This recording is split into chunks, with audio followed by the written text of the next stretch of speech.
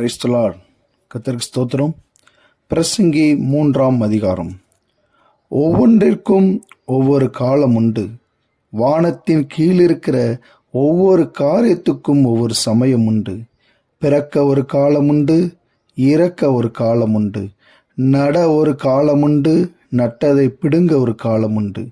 கொல்ல ஒரு காலம் உண்டு, குணமாக்க ஒரு காலம் உண்டு. இடிக்க ஒரு காலம் உண்டு, கட்ட ஒரு காலம் உண்டு. அழ ஒரு காலம் உண்டு, நகைக்க ஒரு காலம் உண்டு. புலம்ப ஒரு காலம் உண்டு, நடனம் பண்ண ஒரு காலம் உண்டு.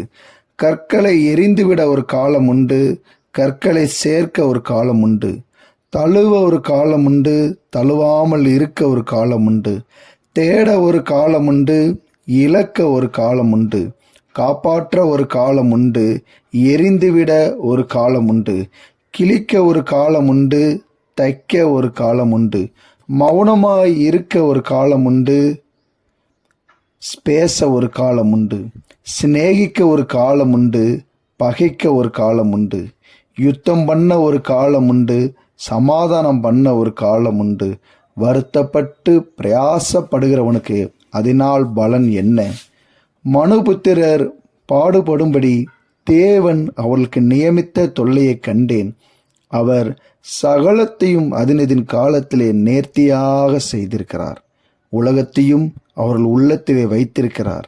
ஆதலால் தேவன் ஆதி முதல் அந்த மட்டும் செய்து வரும் கிரியையை மனுஷன் கண்டுபிடியான்.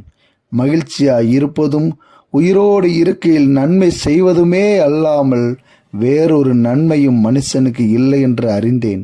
அன்றியும் மனுஷர் யாவரும் புசித்து குடித்து தங்கள் சகல பிரயாசத்தின் பலனையும் அனுபவிப்பது தேவனுடைய அனுகிரகம். தேவன் செய்வது எதுவோ அது என்றைக்கும் நிலைக்கும் என்று அறிவேன்.